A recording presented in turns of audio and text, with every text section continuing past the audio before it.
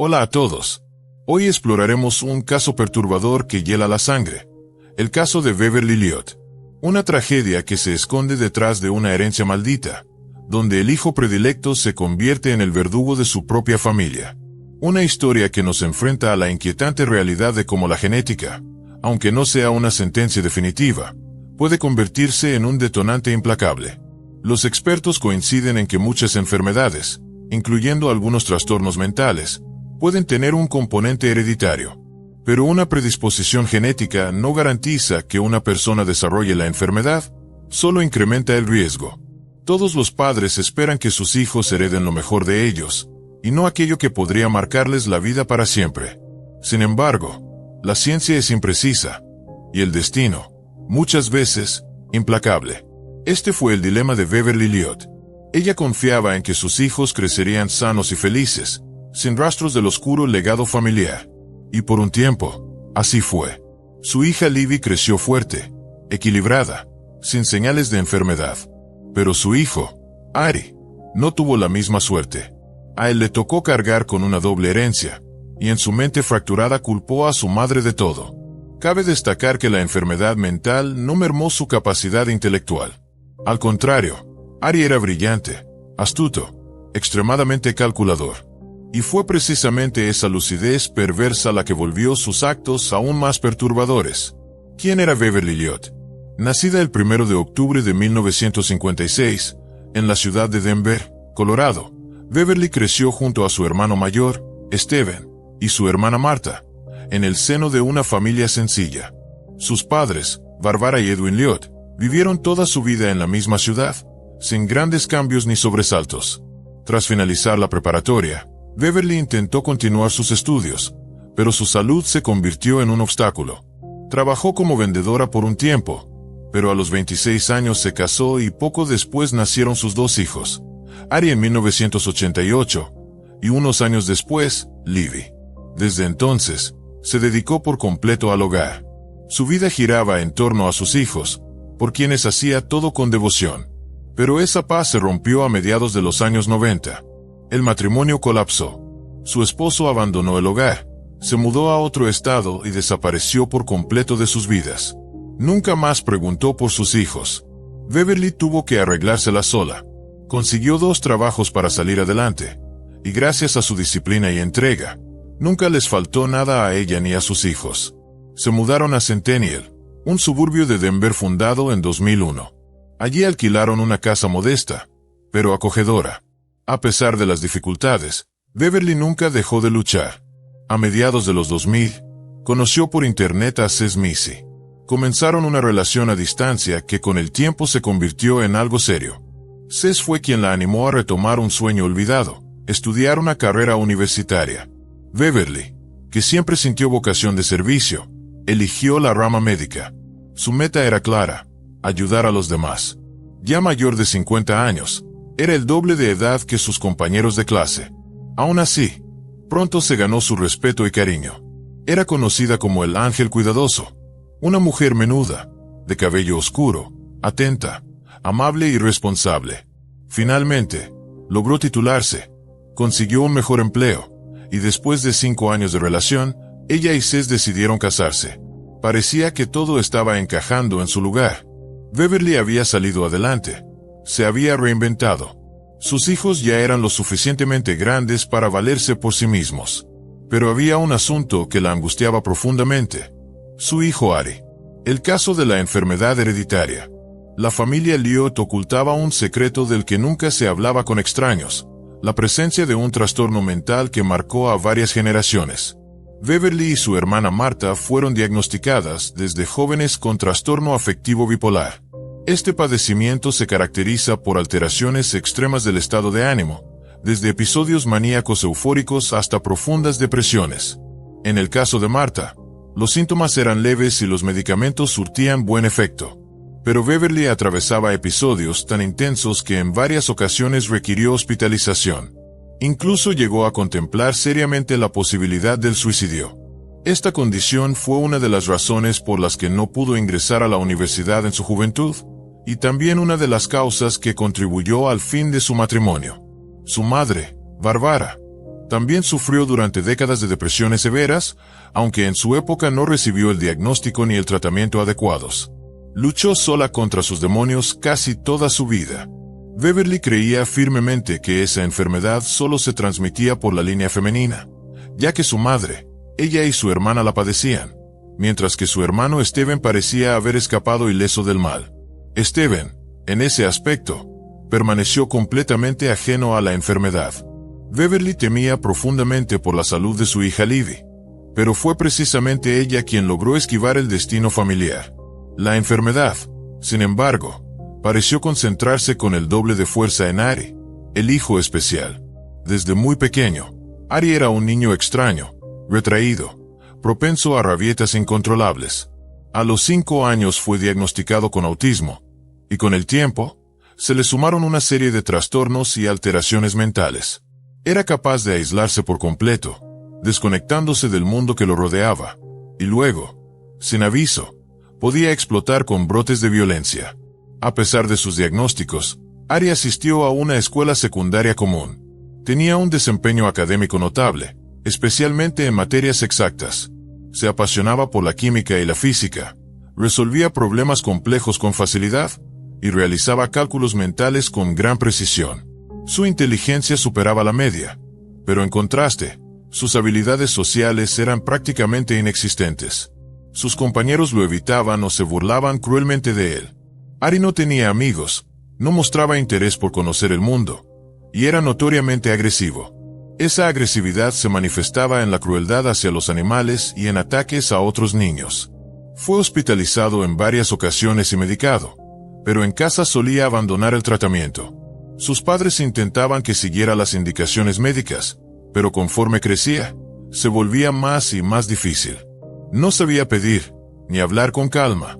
Siempre obtenía lo que quería mediante gritos, amenazas o rabietas.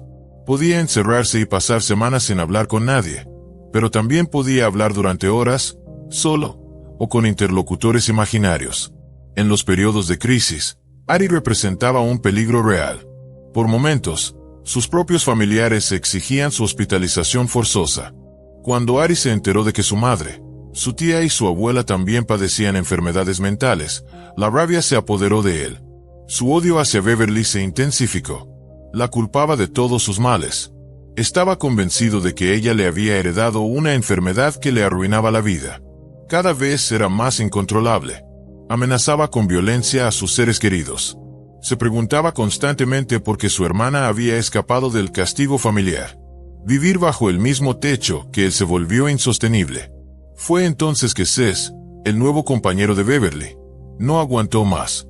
Solicitó el divorcio y escapó, literalmente, del infierno que Ari representaba. A pesar de su historial, Ari logró ingresar a la universidad, gracias a su alto puntaje en los exámenes. Sin embargo, fue expulsado en su primer año. El motivo: llevó al campus un arma de fuego de fabricación casera y amenazó a un compañero con matarlo. Fue arrestado por primera vez, pero apenas recibió una charla educativa, el decomiso del arma y la expulsión. Nada más. Alrededor de un año después, Beverly llamó desesperada a la policía. Ari la amenazaba con matarla a ella y a su hija. El tono era serio, alarmante. Los agentes llegaron al lugar, pero en lugar de encarcelarlo, lo entregaron a un psiquiátrico. Tras un tratamiento breve, fue dado de alta con una nueva receta de medicamentos que, como siempre, Ari jamás tomó. Cuando Beverly conoció a Cés, Ari tenía 18 años. Desde el principio, el joven vio a ese hombre como un enemigo. Lo rechazó, lo provocó, lo amenazó, incluso llegó a golpearlo. La presencia de otra figura masculina en la casa lo enfurecía. Para él, era una traición imperdonable por parte de su madre. Cés intentó ayudar, buscó especialistas, pagó tratamientos, se involucró. Pero cuanto más lo intentaba, más lo detestaba Ari. La idea de que ese hombre pudiera convertirse en su padrastro lo trastornaba profundamente. El odio que le profesaba crecía al mismo ritmo que su inestabilidad. Cés le insistía a Beverly. Ari ya era mayor de edad, podía trabajar o estudiar, pero debía seguir su tratamiento. Ella lo sabía, pero no podía abandonarlo. Su amor de madre le impedía alejarse, aun si eso significaba poner en riesgo su propia vida. Con el tiempo, las aficiones de Ari se volvieron cada vez más oscuras, peligrosas. Tenía una obsesión enfermiza con las armas. En el sótano de su casa comenzó a fabricar armas de fuego caseras con materiales improvisados. Todo lo hacía con una habilidad sorprendente, que hablaba de su inteligencia y su peligrosidad. Pero no se detuvo allí. Su mente empezó a jugar con ideas aún más letales. Decidió fabricar un artefacto explosivo. Reunió información en Internet, compró o mandó pedir los componentes, y aquellos que no pudo conseguir, se propuso sintetizarlos él mismo, desde casa. Gracias a su profundo conocimiento en química, Ari ya no era simplemente un joven perturbado. Se estaba convirtiendo en una amenaza real. Una tarde, Beverly lo encontró en el patio trasero de la casa, actuando de forma extraña y evasiva. Su hijo no respondió a ninguna de sus preguntas y su comportamiento levantó de inmediato todas las alertas. Sin perder tiempo, Beverly llamó a la policía. Fue una decisión oportuna. Durante el registro de la vivienda, las autoridades encontraron una bomba casera casi lista para ser detonada. También confiscaron un rifle modificado, varias pistolas armadas con piezas de distintos modelos, un silenciador y una gran cantidad de repuestos y componentes para armas de fuego. Pero lo más inquietante llegó al revisar el historial de búsqueda del ordenador de Ari. Las autoridades descubrieron patrones sospechosos que llamaron la atención del FBI. Sospechaban que el joven estaba planeando un crimen a gran escala. En su habitación, había frascos etiquetados con nombres de sustancias tóxicas, arsénico, cianuro de potasio, entre otros. Cuando fue interrogado, Ari no supo explicar por qué había comprado esos químicos. Ese mismo día fue arrestado. Sin embargo, las autoridades solo le imputaron delitos menores, posesión indebida de armas y manejo imprudente de sustancias peligrosas. Ari se declaró culpable, colaboró con la investigación y, como resultado, solo recibió una condena de 1 año con suspensión de pena. Regresó a casa, y con él, volvió el terror. Tras su liberación, Ari se sumió en un estado de furia e ira incontrolable. Todos los días amenazaba con asesinar a su familia mientras dormían, o con prender fuego a la casa con todos dentro. Fue hospitalizado nuevamente. Pasó 3 meses en una clínica psiquiátrica. Los médicos, además de confirmar los diagnósticos previos, detectaron síntomas de esquizofrenia y brotes de psicosis aguda. Después del tratamiento, Ari volvió a mostrarse reservado y aparentemente tranquilo. Pasaba las horas encerrado en su habitación frente a la computadora. Tomaba su medicación, o al menos eso parecía. Pero todo era solo una tregua momentánea. 1 mes más tarde, un nuevo detonante lo desestabilizó por completo. Se enteró de que su madre y Cés planeaban casarse. Además, escuchó que la pareja planeaba mudarse a otro estado y comenzar una nueva vida. Su hermana Libby ya se había marchado con su novio. Eso significaba que él se quedaría solo. Ari estalló. Le lanzó una rabieta feroz a su madre. Gritaba, blandía un cuchillo, la amenazaba con matarla y asegurarse de que jamás encontraran su cuerpo. Beverly, presa del pánico, llamó al hospital psiquiátrico e imploró que lo internaran de nuevo. Pero el médico tratante desestimó su solicitud. Argumentó que el último tratamiento había sido exitoso y que Ari no representaba un peligro para nadie. Esa misma noche, Beverly tuvo una última conversación telefónica con Cés. Él estaba en otra ciudad por motivos de trabajo y no podía regresar de inmediato. El 14 de octubre de 2012, menos de 2 semanas después de cumplir 56 años, Beverly desapareció sin dejar rastro. Nunca llegó a su turno en el hospital, algo que jamás había ocurrido antes. Sus colegas fueron los primeros en alarmarse.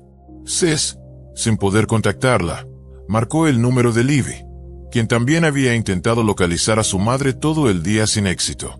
Cés entonces llamó al teléfono fijo de la casa. Lo que escuchó lo heló por completo. Alguien respondió la llamada intentando imitar la voz de Beverly. Era Ari, que fingía ser su madre y aseguraba que todo estaba bien. Cés no lo dudó. Llamó de inmediato a la policía y solicitó una patrulla en el domicilio. Sin embargo, cuando los agentes llegaron, no encontraron a nadie. No había motivo legal suficiente para entrar por la fuerza. Por ello, las únicas acciones que tomaron ese día fueron rastrear la señal del teléfono móvil de Beverly y verificar el uso reciente de sus tarjetas bancarias. Su automóvil también había desaparecido, así que fue incluido en la lista de vehículos buscados a nivel estatal. Y fue precisamente ese coche lo que ofreció la primera pista 2 días después, cuando un patrullero lo avistó en un suburbio de Denver. El oficial, al notar comportamientos sospechosos, decidió revisar los documentos del vehículo. Desde antes de checar la matrícula, algo en ese coche no cuadraba. El conductor, un joven de cabello largo que apenas dejaba ver su rostro, se mostraba visiblemente nervioso. Cuando el oficial le pidió por segunda vez sus identificaciones, el joven pisó el acelerador a fondo y huyó a toda velocidad. El agente inició la persecución y pidió refuerzos por radio. Pero solo unos minutos después, al intentar tomar una curva a gran velocidad, el automóvil derrapó, salió del camino y se estrelló contra un árbol. Gracias al cinturón de seguridad y a la activación de las bolsas de aire, el conductor salió ileso. Ari, aún en shock, intentó huir del lugar, pero apenas puso un pie fuera del vehículo, fue derribado y reducido por los oficiales de policía. Cuando los agentes inspeccionaron el coche, hicieron un hallazgo espeluznante. En la cajuela encontraron varios recipientes plásticos grandes y sellados. Al abrirlos, lo que vieron los dejó horrorizados. En su interior yacían fragmentos de un cuerpo femenino desmembrado, cubiertos por un líquido turbio con un olor penetrante y extraño. La detención y los intentos del asesino por evadir su responsabilidad. Tras ser trasladado a la estación de policía para ser interrogado, Ari intentó de inmediato presentarse como un enfermo mental. Declaró que sufría de esquizofrenia, autismo, psicosis y trastorno afectivo bipolar, algo que, según él, su psiquiatra podía confirmar. Alegó no poder distinguir entre el bien y el mal y aseguró que, debido a sus diagnósticos, no tenía conciencia de sus actos. Incluso llegó a preguntar si, en caso de confirmarse sus enfermedades, sería juzgado o qué castigo enfrentaría. Durante los interrogatorios, Ari se negó rotundamente a declararse culpable. A veces decía que era un dios, otras veces aseguraba estar poseído por demonios y pedía un exorcista.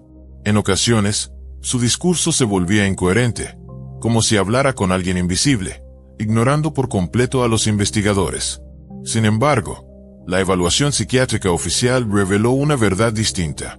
Sí, Ari padecía varios trastornos mentales, pero también se demostró que era perfectamente capaz de comprender la naturaleza de sus actos. El psiquiatra que lo examinó concluyó que, incluso cuando hablaba solo o se perdía en monólogos delirantes, respondía con precisión a preguntas específicas, reaccionaba a comentarios, y ajustaba su conducta con base en lo que escuchaba. En otras palabras, fingía estar fuera de sí con el fin de eludir el castigo. Era inteligente, astuto, calculador, y su objetivo era claro: confundir a los investigadores y convencerlos de que estaba loco. La investigación y los resultados del registro domiciliario. Aunque desde un principio nadie dudaba de su culpabilidad, era imprescindible demostrarlo con pruebas sólidas. La investigación comenzó por el lugar del crimen, la casa familiar. Allí, los peritos encontraron rastros de sangre lavada en la cocina, el pasillo y el baño. En el lavavajillas se hallaba una sierra llena de sangre. La autopsia y los análisis forenses confirmaron lo que se temía. Beverly había sido envenenada con cianuro de potasio. Y tras su muerte, su cuerpo fue desmembrado con una sierra de mano y colocado en contenedores con sustancias químicas. Frascos con cianuro fueron encontrados tanto en la cocina como en la habitación de Ari, así como en el sótano, donde había instalado un improvisado laboratorio químico. Debajo de su cama, los investigadores descubrieron el cadáver del gato favorito de Beverly, también envenenado, lo cual revelaba que Ari había hecho un ensayo antes de asesinar a su madre. El extraño líquido en el que fueron sumergidos los restos del cuerpo tenía una fórmula química diseñada para acelerar la descomposición del tejido. Ari había encontrado esa receta en internet. Su plan era disolver el cuerpo por completo y luego esconder los huesos en la montaña para que jamás fueran encontrados. Reconstrucción del crimen y la versión del asesino. A partir de todas las evidencias, la cronología del crimen quedó clara. La víspera del asesinato, Ari tuvo una fuerte discusión con su madre. La amenazó de muerte de manera tan seria y convincente, que Beverly, desesperada, llamó a su psiquiatra rogando por una hospitalización urgente. Pero su pedido fue desestimado. Esa noche, el joven puso a prueba el veneno con el gato. Luego, envenenó a su madre con cianuro de potasio. Una vez muerta, llevó el cuerpo al baño y comenzó a desmembrarlo con la sierra. ¿Cómo logró que su madre ingiriera el veneno? Sigue siendo un misterio. Es probable que Ari haya pasado toda la noche realizando aquella macabra tarea. A la mañana siguiente, cuando se llamó por teléfono, Ari aún estaba en casa. Había limpiado la sangre de forma apresurada, escondido la sierra en el lavavajillas y colocado los restos en contenedores con químicos. Después, los cargó en la cajuela del coche de su madre y huyó del lugar. El resto de los hechos ya son conocidos. Cuando se le presentó esta reconstrucción respaldada por evidencia irrefutable, Ari cambió nuevamente su versión. Esta vez, declaró que su madre se había quitado la vida voluntariamente con veneno, y que él simplemente había encontrado su cuerpo. Según sus palabras, afirmó que sintió un miedo profundo a quedarse sin medios para subsistir, ya que no trabajaba y dependía económicamente por completo de su madre. Entonces, según su versión, decidió deshacerse del cuerpo para que se le considerara como desaparecida. Su plan era simple: quedarse a vivir en la casa familiar y seguir utilizando las tarjetas bancarias y las cuentas de la fallecida. El relato del joven sonaba delirante, absurdo, pero no por eso menos siniestro. Nadie dudaba de que padecía una enfermedad mental, pero también era evidente que el crimen había sido cuidadosamente planeado. No fue un arrebato, no fue una explosión impulsiva, ni un acto de locura temporal. Cada paso había sido meditado, ejecutado con frialdad. Uno de los elementos clave que demostró la premeditación fue el hecho de que Ari poseía sustancias químicas diseñadas para acelerar la descomposición de un cuerpo humano. Las había adquirido con antelación. De acuerdo con el historial de su computadora, llevaba meses investigando sobre ellas. El juicio y la sentencia. Como ya se mencionó, la evaluación psiquiátrica confirmó que Ari sufría múltiples trastornos mentales. Pero los peritos fueron categóricos. El acusado comprendía perfectamente la naturaleza de sus actos y había preparado meticulosamente el asesinato de su madre. A pesar de lo evidente, Ari continuó insistiendo en su locura, aunque ya sabía que fingir estaba siendo inútil.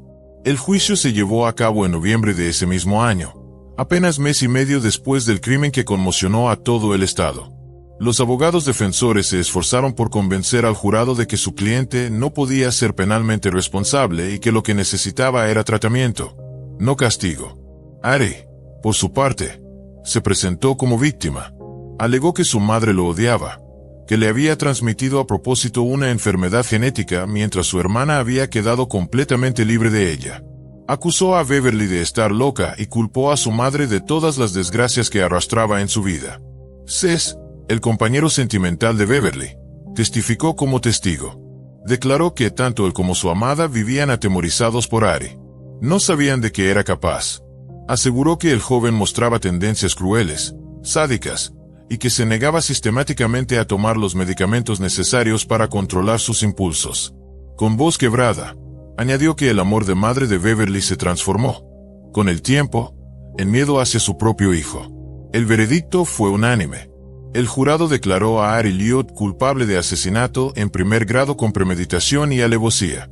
La sentencia: cadena perpetua sin posibilidad alguna de libertad condicional.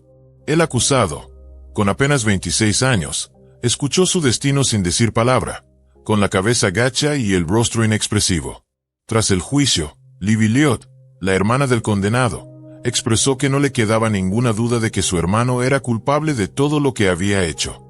Sin embargo, también señaló con tristeza que quizás la tragedia pudo evitarse si los profesionales a quienes su familia acudió en busca de ayuda hubieran hecho su trabajo con responsabilidad y hubieran atendido a tiempo las señales de alerta que su madre, desesperada, les envió.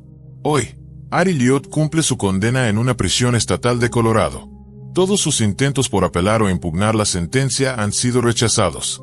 Y así concluye una historia trágica, marcada por la herencia maldita de una enfermedad, la indiferencia de las instituciones y el horror indescriptible de un crimen cometido dentro del hogar. Hola a todos. Hoy exploraremos un caso verdaderamente escalofriante.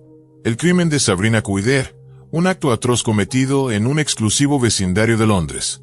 Los pensamientos compulsivos son un trastorno mental que se manifiesta a través de ideas y actos que irrumpen en la mente de una persona contra su voluntad, sin que ésta pueda librarse de ellos.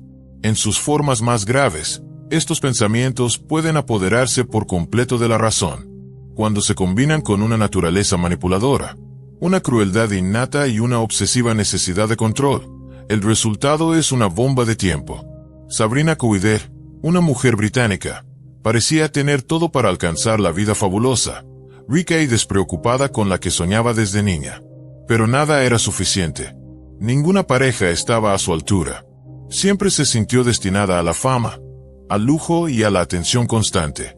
Sus ambiciones frustradas y fantasías obsesivas se transformaron con el tiempo en delirios acompañados de arrebatos de violencia. Lamentablemente, Sabrina encontró a una víctima indefensa sobre la cual descargó toda su furia. Este caso se convirtió en uno de los más atroces y notorios en la historia criminal del Reino Unido. Una joven inocente, dedicada al cuidado de los hijos de Sabrina, terminó siendo víctima de una sádica desequilibrada. Sabrina Couder nació el 5 de diciembre de 1982 en un suburbio londinense, fruto de una mezcla de orígenes francés y argelino que probablemente influyeron en su llamativa apariencia y temperamento volátil. Era la mayor de 4 hermanos y la consentida de la familia, constantemente elogiada y puesta como ejemplo. A los 2 años, su familia emigró a Francia y se estableció en París, donde Sabrina pasó la mayor parte de su infancia y juventud. Durante sus años escolares, su carácter complejo empezó a aflorar.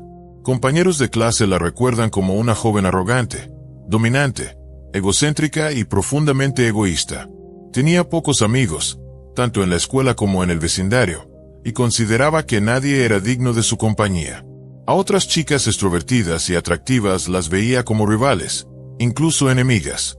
Su aspecto físico era impresionante. Una morena de ojos oscuros y figura llamativa. Podría haber triunfado como modelo, si hubiera sido capaz de relacionarse con los demás sin buscar manipularlos. En su niñez practicó deporte y mostró cierto interés por la música, pero su impaciencia, falta de constancia y escaso esfuerzo le impidieron destacar en cualquier disciplina. Años después, Sabrina afirmaría haber sufrido malos tratos por parte de sus parientes maternos en Francia, aunque estas declaraciones nunca fueron comprobadas. Su familia, por el contrario, aseguró que siempre fue mimada y que todo giraba en torno a ella. Durante su adolescencia, mientras seguía activa en el deporte, sufrió una lesión en la espalda que la llevó a desarrollar una dependencia a los analgésicos con receta. Al intentar obtenerlos ilegalmente, fue arrestada y recibió una advertencia por parte de la policía. Sabrina estaba obsesionada consigo misma y con su imagen. Necesitaba atención constante y creía firmemente que su destino era una vida llena de lujo, rodeada de celebridades y protagonismo. A veces, sus delirios la hacían perder contacto con la realidad. Estaba convencida de que su lugar estaba en Hollywood. Se graduó en la Sorbona con una licenciatura en literatura inglesa y francesa. A partir de 2006, comenzó a presentarse como estilista, maquillista, diseñadora de moda o asesora de imagen, aunque no tenía una formación sólida ni experiencia real en ninguna de estas profesiones. En el ámbito sentimental, Sabrina también mostraba su lado más oscuro. Aprovechaba su belleza para atraer a los hombres y luego manipularlos emocionalmente. Nunca consideró a ninguno como una pareja seria. Esperaba, literalmente, a un príncipe que se sometiera por completo a su voluntad. A pesar de no tener un rumbo claro en la vida, se matriculó en la prestigiosa Universidad de la Sorbona mientras trabajaba en una tienda de dulces para mantenerse. Fue allí, a los 18 años, donde conoció a Vincent Medouni. Él era 6 años mayor, trabajaba como gerente en la sede de una importante empresa francesa y estudiaba en una de las universidades más reconocidas de París. Su objetivo era obtener una maestría para ascender profesionalmente. Aunque no era particularmente atractivo ni pertenecía a círculos de élite o del espectáculo, se enamoró perdidamente de Sabrina y estaba dispuesto a cumplir todos sus caprichos.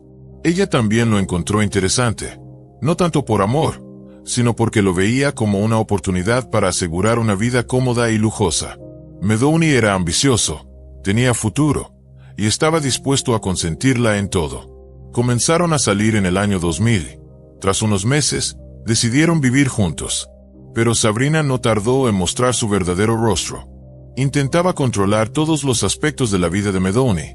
Si sus exigencias no eran cumplidas, estallaba en berrinches, manipulaciones, en ocasiones, violencia física. Pronto, además, empezó a serle infiel de manera descarada, sin preocuparse en ocultarlo ni ofrecer explicaciones. Podía tener aventuras pasajeras desde conocidos al azar hasta los propios amigos o colegas más cercanos de Medoni. Nadie estaba exento de convertirse en el siguiente amante fugaz de Sabrina. A pesar de los múltiples intentos de terminar la relación y alejarse, Wissam Medoni siempre regresaba, incapaz de romper con el profundo y enfermizo amor que sentía por ella. En 2001, Medoni logró completar su maestría y recibió un importante ascenso. Empezó a percibir un ingreso considerable, el cual gastaba generosamente en ropa costosa y entretenimiento para Sabrina. Su familia poseía varias propiedades en París, y él se encargaba de administrarlas. Todo el dinero de los alquileres se lo entregaba a Sabrina sin condiciones. Ambos compartían raíces franco-argelinas, y Medoni veía en ella un alma gemela. Según algunos informes, en el otoño de 2001 la pareja contrajo matrimonio a través de una ceremonia musulmana privada, lo cual quedó documentado mediante un certificado expedido por la mezquita de Argenteuil. Sin embargo, esta unión religiosa no tenía validez legal en Francia. Tuvieron un hijo, cuya paternidad fue oficialmente reconocida por Medoni. No obstante, años después, un ciudadano francés llamado Anthony Franois declaró que él era el verdadero padre del niño. Franois, quien fue testigo en el juicio contra Sabrina, la describió como una mujer volátil, impredecible, promiscua y profundamente manipuladora. En 2008, la crisis financiera global azotó duramente a Europa. La empresa donde trabajaba Medoni se declaró en bancarrota, y él perdió su lucrativo empleo. Fue entonces cuando Sabrina desarrolló una obsesión con mudarse a Londres. Tomó la decisión sin consultar a Medoni, y él, sin muchas opciones y esperando un nuevo comienzo profesional en uno de los centros financieros más importantes del mundo, decidió seguirla. Ya en Londres, Medoni consiguió trabajo en un importante banco británico. Sabrina, en cambio, se enfrentó a una dura realidad. Sus ambiciones de convertirse en diseñadora, modelo o maquillista se toparon con su falta de experiencia, formación y habilidades. Tuvo que renunciar a sus sueños de grandeza y aceptar trabajos diversos: niñera, operadora en un call center, empleada de cafetería e incluso incursionó brevemente en el marketing multinivel. La búsqueda de amor de Sabrina dio un giro inesperado cuando decidió revivir una pasión juvenil, la música. Se autodenominó músico y compositora, y comenzó a buscar oportunidades en la industria, asistiendo a audiciones y eventos sociales con la esperanza de establecer conexiones valiosas. Fue en una de esas reuniones donde conoció a Mark Walton, renombrado músico, compositor y uno de los miembros fundadores de la célebre boy band irlandesa Boyzone. Tras abandonar la banda, Walton se convirtió en un exitoso productor musical, colaborando con artistas de la talla de Jennifer López, Jessica Simpson y Lady Gaga. Para el año 2016, su fortuna superaba los $1.000 millones. Mark era, sin duda, el tipo de hombre que Sabrina siempre había soñado, la llave de entrada al mundo de la fama y el lujo. Logró impresionarlo con su belleza y carisma. Él quedó prendado de ella desde el primer momento y no pudo pensar en nadie más. La relación avanzó rápidamente. Sabrina, viendo una oportunidad dorada, rompió de inmediato con Medoni. El hecho de que Mark tuviera un hijo y un pasado sentimental no le importó. En pocas semanas, ya vivían juntos en una lujosa casa en una zona exclusiva de Londres. Mark se hizo cargo de todos los gastos, incluyendo el exorbitante alquiler del inmueble, elegido por Sabrina. Durante varios meses, Sabrina vivió la vida de lujo con la que tanto había fantaseado. Asistía a eventos de élite, convivía con celebridades, vestía ropa de diseñador y hasta apareció en revistas de moda. Pero controlar a Mark resultó una tarea difícil. A pesar de sus esfuerzos por mostrarse encantadora, no pudo reprimir su naturaleza. Pronto comenzaron los celos enfermizos hacia cualquier mujer que se acercara a él. Sabrina empezó a exigir más regalos, más joyas, más cenas lujosas, más atención. Mark accedía, complaciéndola con ropa de alta costura, joyería costosa y salidas a los clubes más exclusivos. Pero nada parecía bastar. Su paranoia la llevó a sospechar incluso de las niñeras y el personal doméstico, convencida de que robaban o intentaban seducir a su pareja. Esta conducta irracional acabó por romper la paciencia de Mark. En 2011, Walton puso fin a la relación y se marchó a California, dejándola sola y sin nada. Para Sabrina, perder a Mark fue perder el estilo de vida que tanto deseaba. En su desesperación, comenzó a dar entrevistas donde lo acusaba de violencia y abuso de sustancias. Llamaba llorando, rogándole que regresara, e incluso llegó a amenazar con suicidarse. Pero ninguno de sus intentos surtió efecto. Al aceptar que había perdido a Mark, Sabrina recurrió a su antigua pareja, Wissam Medouni. Él, ahora con una carrera sólida como ejecutivo bancario, la perdonó de inmediato. Aún estaba enamorado. Retomaron la convivencia, y poco después Sabrina descubrió que estaba embarazada. No tardó en comunicarle la noticia a Mark Walton, quien, a través de sus abogados, expresó su disposición para. Creía que Sophie formaba parte de una conspiración para destruirla. Esa línea de defensa alegaba que Sabrina sufría de una psicosis delirante que la llevaba a interpretar cualquier gesto o palabra como parte de un plan urdido por Walton para perjudicarla. En lugar de aceptar la prueba de ADN que podría haber asegurado un sustento económico estable, Sabrina se negó tajantemente, lo que dejó entrever sus propias dudas sobre la paternidad del hijo. En su lugar, exigió a Mark Walton que duplicara la pensión ofrecida. Ante su negativa, Sabrina inició una feroz campaña contra él. A través de redes sociales, Sabrina difundió acusaciones infundadas, afirmaba que Walton estaba obsesionado con ella, que sentía unos celos enfermizos hacia Medouni y que los acosaba constantemente. Fue más allá, asegurando que el músico había irrumpido en su casa, golpeado a Medouni, atemorizado a sus hijos e incluso abusado sexualmente de ella de formas antinaturales. Pero ninguna de estas acusaciones pudo sostenerse. Walton tenía una coartada impecable. No había pisado Reino Unido desde su ruptura con Sabrina, residiendo permanentemente en Estados Unidos. Al ver que Walton interpuso una demanda por difamación y que la policía británica consideraba tomar acciones legales en su contra, Sabrina cesó momentáneamente sus ataques. Se estableció con Medouni y sus hijos en Wimbledon, al suroeste de Londres, llevando una aparente vida tranquila. Pero Sabrina no estaba acostumbrada a las labores del hogar y cuidar sola de 2 niños le resultaba insoportable. Decidió contratar a una niñera que también ayudara con los quehaceres domésticos. Publicó un anuncio en internet y realizó personalmente las entrevistas. Ninguna de las candidatas le resultó satisfactoria, y quienes aceptaban no duraban mucho en la casa. Fue entonces cuando apareció Sophie Lionet, una joven francesa de apenas 19 años que respondió al anuncio desde su ciudad natal. La entrevista se realizó por videollamada. Sophie era tímida, de modales sencillos y aspecto reservado. Aceptó sin titubeos todas las condiciones: cuidado infantil, limpieza, cocina y jornada completa por una paga simbólica de 50 libras a la semana, incluyendo habitación y comida. Sophie había nacido el 7 de enero de 1996 en Troyes, una pequeña localidad entre Auxerre y Sens. Sus padres, Catherine y Patrick Lionet, eran obreros de clase trabajadora que llevaban una vida modesta. Tras terminar sus estudios, Sophie obtuvo un diploma en cuidado infantil, pero aspiraba a algo más. Quería salir de su provincia y abrirse camino en una gran ciudad. Era conocida por ser callada, amable y generosa. Sus amigos la querían por su buen corazón. Usaba gafas debido a su mala visión, lo que la hacía sentirse insegura.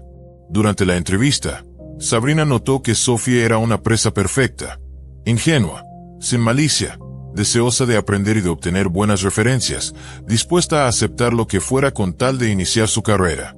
Para Sophie, Sabrina se presentó como una mujer seria, elegante y exigente, una empleadora de confianza. Así se lo hizo saber a sus padres antes de partir rumbo a Londres. Al principio, todo pareció marchar bien. Sophie creyó haber encontrado una excelente oportunidad profesional. Rápidamente se ganó el cariño de los niños, cumplía con las labores del hogar y, en su tiempo libre, aprovechaba para perfeccionar su inglés y explorar la ciudad. Pero la calma duró pocos meses. Cuando Medouni perdió su empleo, la única fuente de ingresos estables se convirtió en la pensión que Walton pagaba por los niños. Sabrina, deseando mantener su estilo de vida, volvió a exigir un incremento en la pensión. Walton se negó nuevamente y reiteró su petición de una prueba de ADN. La situación económica del hogar se volvió crítica. Con un alquiler elevado y gastos crecientes, la pareja enfrentaba dificultades incluso para cubrir lo básico. Pero Sabrina no estaba dispuesta a renunciar al lujo. Frustrada, se volvió irritable y agresiva. Su enojo recaía con frecuencia sobre la joven niñera. Intentaron invertir lo poco que les quedaba en un negocio de repostería, pero fracasaron. Luego, Sabrina pidió una gran suma de dinero a Walton para lanzar una línea de ropa, recibiendo una negativa rotunda. Entre lágrimas y quejas por la miseria que vivía, comenzó a desahogarse con Sophie, quien intentaba consolarla como podía. Lo que ocurrió después varía según las fuentes. Según una versión, Sabrina urdió un plan para usar a Sophie como herramienta de chantaje contra Walton. Su idea era pintarla como amante y cómplice del músico, infiltrada en la casa para causar caos y poner en riesgo a los niños. Decía que la tonta provinciana estaba enamorada de Walton, quien la manipulaba para vengarse de ella. Sabrina planeaba grabar confesiones falsas de Sophie, en video o audio, que sirvieran como evidencia ante la policía para exigir compensación por los crímenes de Walton. Pero Sophie, honesta y temerosa, se negó a mentir en cámara. Otra versión, sostenida por los abogados defensores de Couder, asegura que ella sufría un trastorno mental y creía sinceramente en su teoría conspirativa. En ese escenario, no intentó obligar a Sophie a mentir, sino que realmente la veía como una amenaza enviada por su expareja para destruir a su familia. Sabrina estaba convencida de que Sophie era una cómplice enviada por Mark Walton, infiltrada en su hogar con la misión de destruir a su familia. Sin importar cuál fuera la verdad, la vida de la joven niñera pronto se transformó en una pesadilla indescriptible. En el sótano de una casa lujosa en uno de los vecindarios más acomodados de Londres, Sophie Lyonet vivió un auténtico infierno. Al principio, simplemente le cargaron con más tareas sin aumentarle el salario. Pronto, sus jornadas laborales se extendieron desde el amanecer hasta altas horas de la noche, sin momentos de descanso. No tenía tiempo libre. En la práctica, estaba encerrada dentro de la casa. Poco después, dejaron de pagarle por completo. Para impedir cualquier intento de fuga o regreso a Francia, sus empleadores le confiscaron el pasaporte, convirtiéndola en una prisionera. Toda comunicación con su familia era estrictamente vigilada. La situación se deterioró rápidamente. Sophie apenas recibía comida, y estaba constantemente bajo presión para declarar en contra de Walton, un hombre al que jamás había conocido. Le hablaban únicamente a gritos, entre insultos y amenazas. La acusaban de robar dinero y objetos de valor, y la amenazaban con cárcel si no cooperaba con sus demandas. Cuando los gritos y la manipulación emocional no dieron resultado, Sabrina y Wissam recurrieron a métodos aún más brutales. Sophie fue relegada permanentemente al frío sótano de la casa. Allí pasaba todas las horas en que no trabajaba, alimentada apenas 1 o 2 veces al día. Su cuerpo se debilitó, se volvió demacrada y frágil. Pero ni el hambre ni el frío fueron lo peor. Comenzó una rutina de violencia física sistemática. Todo inició con bofetadas y jalones de cabello. Luego, en un ataque especialmente violento, Sabrina le rompió la nariz. La visión de la sangre pareció desencadenar en ella una furia descontrolada. A partir de entonces, las palizas se volvieron parte del día a día de Sophie. Cada jornada traía nuevos métodos de crueldad, diseñados exclusivamente para infligir dolor y humillación. Aquel sótano, oculto bajo una casa aparentemente respetable, se transformó en una auténtica cámara de torturas sin esperanza de rescate. En el verano de 2017, ocurrió un hecho extraño. Sabrina llevó a Sophie a una estación de policía. Alegaba que la niñera estaba lista para testificar contra Mark Walton, con quien supuestamente mantenía una relación sentimental y criminal, y quien, según ella, la había enviado a su hogar para dañar a sus hijos. Sophie, sin embargo, permaneció en silencio. Rehusó repetir las palabras que Sabrina quería imponerle. Los oficiales decidieron hablar en privado con la joven y la llevaron a una sala separada. Sabrina se enfureció de inmediato, temerosa de que Sophie confesara los horrores vividos en la casa y los implicara directamente a ella y a Medoune. De forma inexplicable, Sophie no pidió ayuda ni denunció nada.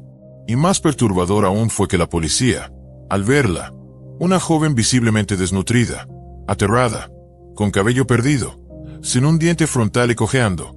No solicitó atención médica ni la protección de un psicólogo. No hubo seguimiento, ni intervención. La dejaron volver con sus agresores.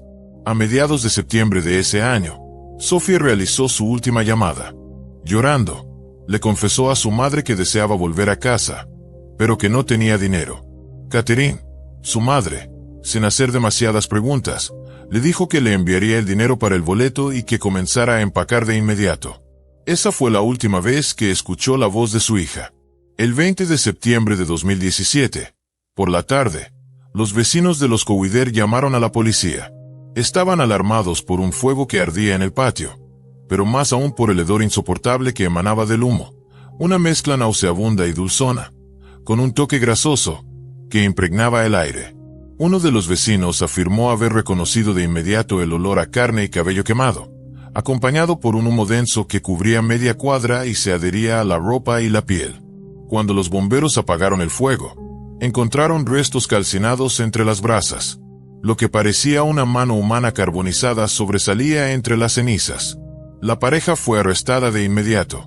Posteriormente, se recuperaron los restos de un cuerpo humano, completamente quemado.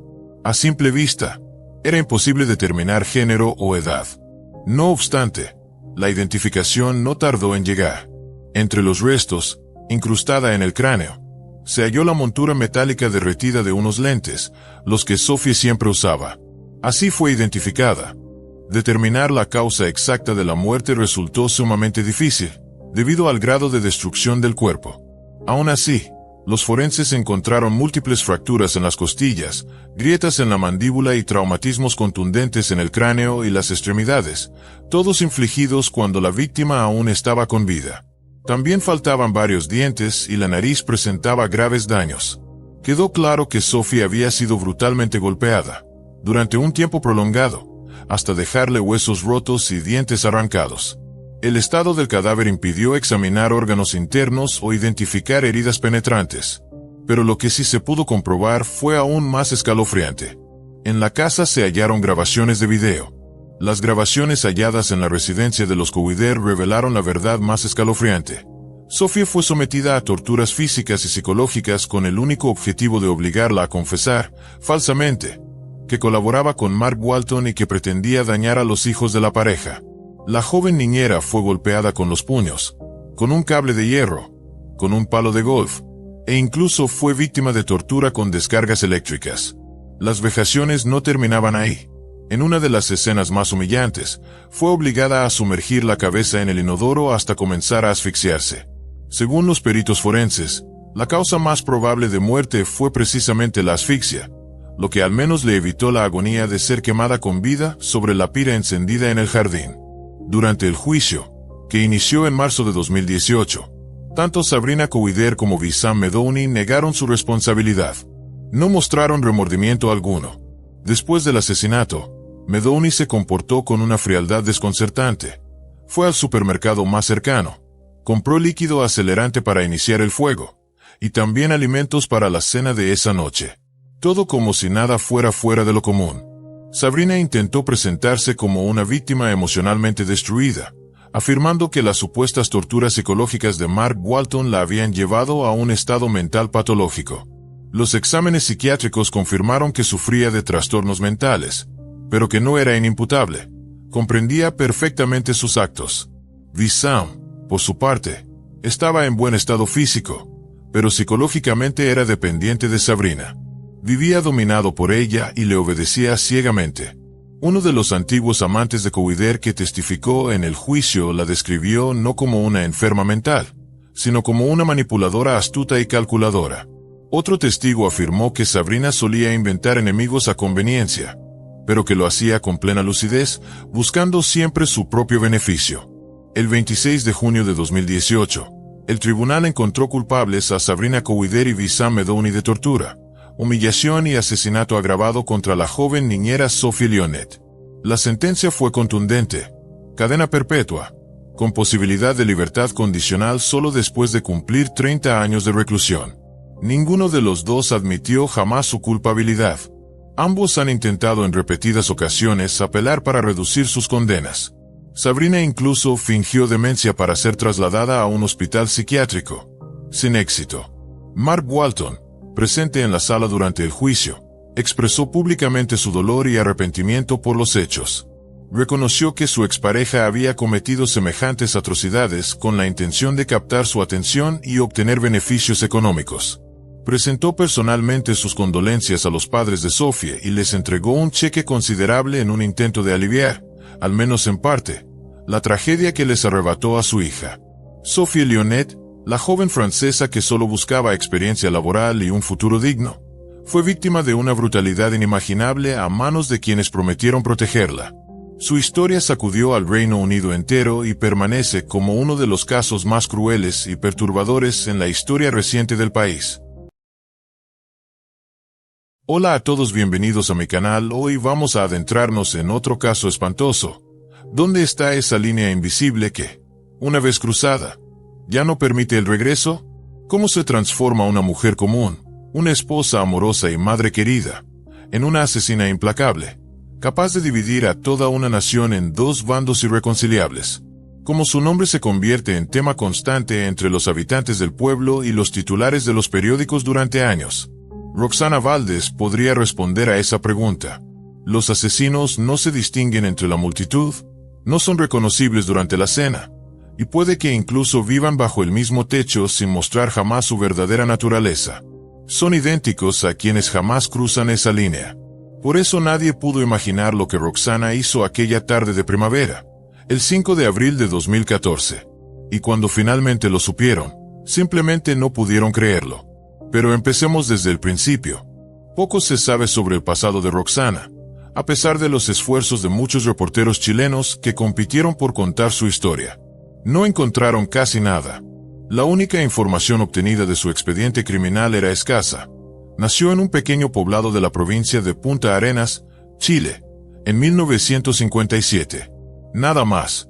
Tal vez el silencio se debía a una especie de ética periodística, ya que los lugareños, conocidos por su temperamento fuerte y costumbres particulares, podrían haber tomado represalias contra los familiares de Roxana por su crimen, convirtiendo sus vidas en un verdadero infierno. Roxana Valdez estuvo casada con un hombre cuyo nombre, por razones desconocidas, permanece sin revelarse o simplemente se desconoce en la prensa. Con él tuvo un hijo.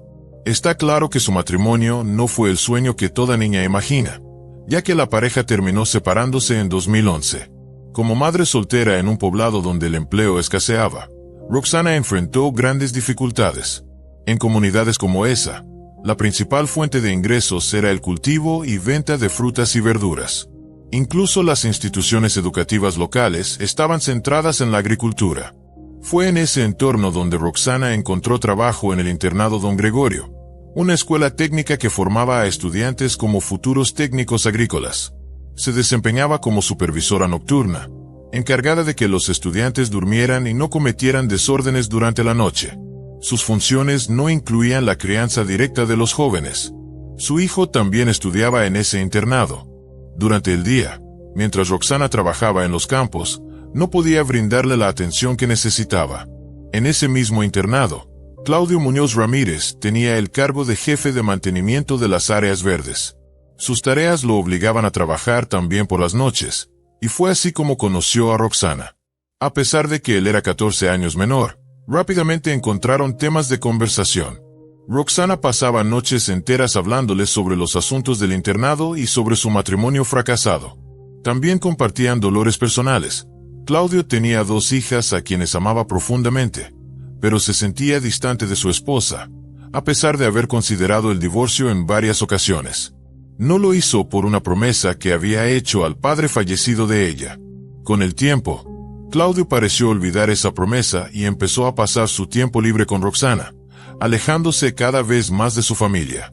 Finalmente tomó una decisión tajante. Sin dar explicaciones, recogió sus cosas y abandonó su hogar. Era evidente que se dirigía a casa de Roxana, quien lo recibió con entusiasmo. Su relación avanzó con rapidez.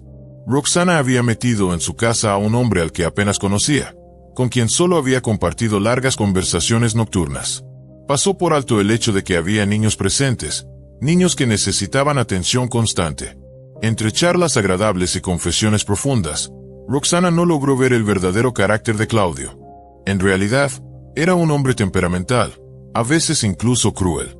Aunque, tal vez, aún era demasiado pronto para saber cuál de los dos era más despiadado. El primer estallido serio de agresividad por parte de Claudio ocurrió dentro del internado. Durante una jornada comunitaria de limpieza, los estudiantes fueron asignados a diferentes áreas, con escobas, cubetas, trapos y recogedores. Como suele pasar, algunos se negaron a participar. Claudio, responsable de la limpieza pero sin ninguna experiencia como docente, se enfureció. Les advirtió que, si no colaboraban, aprovecharía la ausencia de maestros por la noche para golpearlos. No se sabe si habría cumplido su amenaza, pero los estudiantes, intimidados, comenzaron a limpiar. Más tarde, presentaron una queja conjunta ante el director por las amenazas. El director, molesto, le pidió a Claudio que renunciara voluntariamente. Cabe señalar que el internado Don Gregorio era prácticamente el único lugar en la región que ofrecía empleo estable y con una paga decente. Claudio intentó buscar trabajo en los campos y en los centros de empaque de fruta, pero pronto se dio cuenta de que era en vano. Fue entonces cuando, junto a Roxana, decidió buscar una mejor vida en otro lugar, dejando a su hijo en el internado para que continuara con sus estudios. Consideraron que era demasiado arriesgado emprender esa aventura con él. Para evitar depender de patrones, ya que una vez habían salido quemados, la pareja decidió iniciar su propio negocio, un pequeño kiosco de frutas. Se mudaron a una zona favorable, la comuna de Molina, a un par de horas en coche de la capital chilena. Esta región es conocida por sus viñedos que producen marcas de vino reconocidas internacionalmente. Roxana y Claudio compraron un kiosco cerca de su nuevo hogar, encontraron proveedores de frutas y verduras, y dieron sus primeros pasos en su emprendimiento familiar. Claudio se encargaba de la compra y el transporte de los productos desde los proveedores hasta el kiosco, mientras que Roxana atendía las ventas durante todo el día.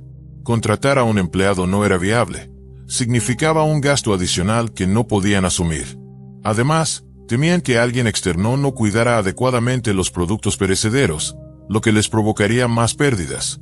Claudio se mostró visiblemente molesto, incluso furioso, al enterarse de que Roxana estaba embarazada de su primer hijo en común. Tal vez era un momento que requería reflexión seria, pero Roxana, quizás cegada por su nueva relación y el aparente éxito del negocio, no se opuso a la postura de su pareja. Aceptó que, una vez nacido el bebé, lo entregarían a sus familiares para que lo criaran. Pero nunca hubo un bebé que entregar. Desde ese momento, el comportamiento de Claudio cambió drásticamente. Gritaba constantemente a su esposa y, en ocasiones, recurría a la violencia física. Los vecinos, cansados de sus nuevos y ruidosos residentes, fueron testigos frecuentes de estas escenas y llamaban con regularidad a los carabineros para intervenir y calmar los conflictos domésticos.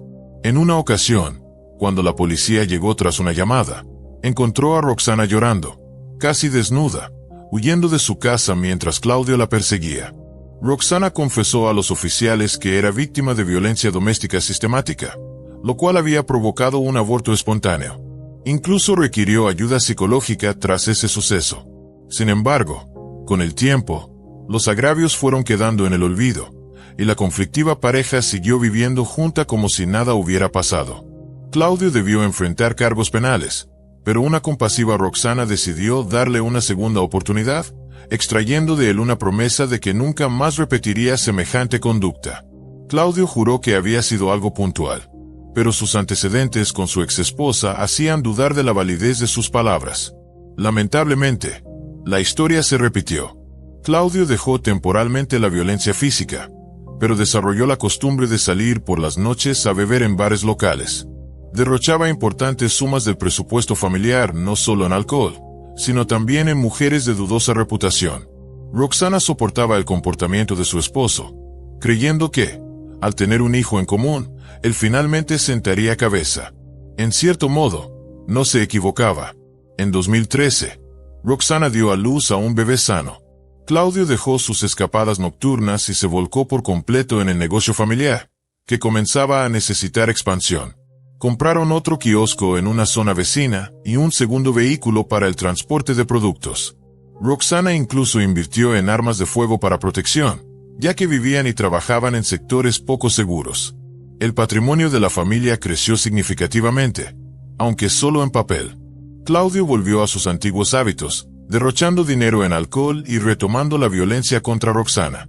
En su testimonio, Roxana narró cómo el abuso fue en aumento. Al principio, Claudio bebía de manera esporádica, pero con el tiempo la frecuencia aumentó. Llegaba a casa ebrio, la acusaba de infidelidades imaginarias y la agredía física y sexualmente, a pesar de que ella estaba embarazada. Parecía actuar con crueldad deliberada. En agosto de 2012, otra golpiza provocó un aborto, sumiendo a Roxana en una profunda depresión. Una noche, Claudio salió como de costumbre y no regresó hasta la mañana siguiente. Aunque estaba acostumbrada, Roxana no pudo evitar preocuparse. Fue entonces cuando descubrió que Claudio había robado 5 millones de pesos chilenos, alrededor de $6,000, dinero proveniente de la venta de la casa de su madre. Esa suma, destinada al negocio familiar, estaba escondida en la habitación de su hija. Cuando Claudio finalmente volvió, ya entrada la noche, Roxana lo enfrentó por el dinero desaparecido. Claudio, sin intención de ocultarlo, la golpeó y admitió haber gastado todo en alcohol y prostíbulos. Para Roxana, aquello fue la gota que colmó el vaso. Sin decir palabra, se dirigió al dormitorio, tomó el revólver que habían comprado para defenderse de delincuentes y le disparó en el pecho. Claudio murió al instante. Sorprendida por lo que acababa de hacer, Roxana, en estado de shock, intentó detener la hemorragia de la herida mortal. Pero era demasiado tarde. El disparo a corta distancia, de un calibre .38, había sido fulminante. La bala calibre .38 fue fatal. El acto desesperado de Roxana marcó el trágico desenlace de una tormentosa relación doméstica. En su testimonio, Roxana expresó un profundo remordimiento y un claro reconocimiento de la inmoralidad de sus actos. Confesó que, al tomar el revólver, no lo hizo para intimidar a Claudio, sino con la firme intención de matarlo. Recordó cada una de las ocasiones en que Claudio la agredió y abusó de ella, y cómo el miedo la llevó a no denunciarlo o a retractarse cuando lo hacía. Temía quedarse sola, incluso antes de tener una hija con él. Después del disparo, su primera preocupación no fue su destino, sino el futuro de su hija, especialmente si ella iba a prisión y la niña terminaba en una institución. Aquella misma noche, Roxana tomó una decisión. Pensó que la mejor forma de enfrentar la situación era deshacerse del cuerpo y reportar a Claudio como desaparecido, aprovechando que su historial de ausencias por borracheras ya era conocido por la policía. Pero deshacerse del cuerpo fue una tarea titánica para Roxana, una mujer físicamente frágil. Decidió hacerlo por partes. Primero, utilizó cuchillos de cocina, aquellos pensados para cortar carne, para desmembrar el cuerpo, brazos, piernas, cabeza. Tuvo que usar 5 cuchillos, ya que se iban desafilando con el proceso. Luego, hirvió las partes en las ollas más grandes que tenía. Todo esto mientras jugaba con su pequeña hija, quien permanecía ajena al horror que ocurría a su alrededor, sin saber el destino de su padre. La frialdad con la que Roxana llevó a cabo la tarea de deshacerse del cuerpo, manteniendo al mismo tiempo una aparente normalidad para su hija, evidencia la complejidad y desesperación de su situación. Al día siguiente, después de hervir y enfriar los restos, los empacó en recipientes plásticos, separando las partes, manos, piernas, cabeza, torso. Luego los colocó en bolsas de basura, los cargó en su auto y se dirigió a San Luis, donde pensaba abandonarlas en un terreno baldío. Antes de salir, limpió la casa con cloro. Pero ya en San Luis, a pesar de encontrar un lugar adecuado, no pudo reunir el valor para tirar las bolsas desde su coche. En su testimonio, Roxana reveló su conflicto interno. Es extraño. Tuve el valor de cometer este crimen atroz y de descuartizar un cuerpo humano como si fuera un cerdito, pero no pude obligarme a deshacerme de la evidencia. Iba nerviosa todo el camino. Sentía que todos me observaban, que en cualquier momento me detendría la policía y revisarían el auto. Ese miedo se transformó en pánico, a pesar de que tenía un plan de respaldo. Fingir una urgencia médica con su hija si los carabineros la detenían. Incluso pensó en pellizcarla para hacerla llorar más fuerte. Incapaz de abandonar los restos, Roxana regresó a su casa con ellos y los escondió en el garaje. Volvió a limpiar el interior del auto con cloro, y al día siguiente, visitó a los familiares de Claudio, asegurando que él había robado una gran suma de dinero y llevaba días sin aparecer. Ellos solo se encogieron de hombros. Luego fue a ver a su madre y a su hermano. Su madre estaba sumamente preocupada por el estado de Roxana. No comía, tenía la mirada perdida, y repetía las mismas preguntas una y otra vez. La única que respondió con rapidez fue sobre la ausencia de Claudio. Dijo que había salido a comprar productos para el negocio, pero que tuvo una pinchadura y se retrasó. Sola, sumida en sus pensamientos y con los restos aún ocultos, Roxana colapsó. Llamó a su hermano para pedir ayuda. Al llegar, ella le confesó todo y le mostró los recipientes. Su hermano quedó en estado de shock. Roxana no solo quería desahogarse, sino también compartir con él los años de infierno que había vivido con Claudio. Pero, sobre todo, necesitaba que él la ayudara a deshacerse de los restos. Su hermano se negó. Temía la implicación legal y la posibilidad de ser acusado como cómplice. Le suplicó que se entregara a los carabineros, y le advirtió que, si ella no lo hacía, él lo haría. Decepcionada, pero comprendiendo que no tenía otra salida, Roxana aceptó. Esa noche, Roxana se presentó en la cuarta comisaría y anunció que quería hacer una declaración importante. Los oficiales, que ya la conocían, pensaron que nuevamente iba a denunciar a su conflictivo esposo, pero quedaron atónitos ante su confesión. Roxana fue arrestada de inmediato. La noticia corrió rápidamente por la zona, atrayendo a decenas de periodistas a las afueras de la comisaría. Esperaban ansiosos poder fotografiarla al ser escoltada, con suerte arrancarle alguna declaración, o a los policías.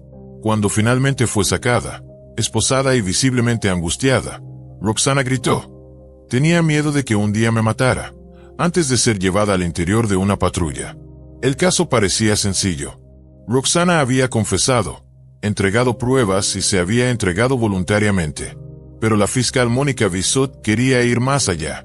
Desconfiaba de la aparente facilidad con la que Roxana se había confesado culpable. Solicitó una ampliación de la detención para realizar un examen forense exhaustivo. Su objetivo era demostrar que Claudio aún estaba vivo cuando comenzó el descuartizamiento, lo que aumentaría significativamente la condena contra Roxana. El juez aprobó la solicitud. Una detención de 60 días fue ordenada para continuar con la investigación.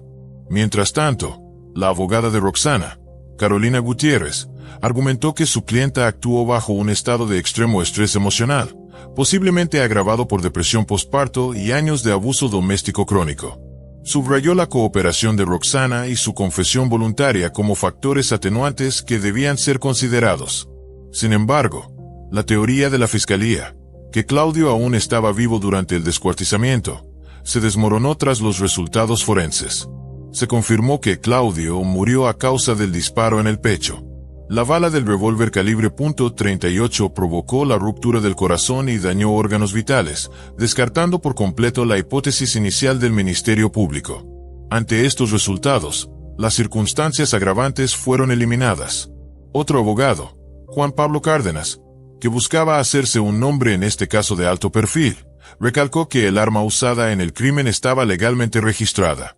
También señaló que la primera denuncia de violencia doméstica presentada por Roxana fue apenas 20 días después de comenzar la convivencia con Claudio. El psicólogo Rodrigo Valenzuela, tras una evaluación médica, presentó documentación ante el tribunal en la que señalaba que Roxana se encontraba en un estado mental extremadamente inestable al momento del crimen. Su inestabilidad emocional estaba relacionada con la pérdida de 2 embarazos, uno en agosto de 2012, y otro apenas 3 semanas antes del asesinato. Además, un examen forense solicitado por la Fiscalía reveló que Claudio presentaba una elevada concentración de alcohol en la sangre al momento de su muerte, 3 gramos por litro. El 17 de abril de 2015, tras un año de peritajes, investigaciones y recolección de pruebas, dio inicio el juicio de Roxana.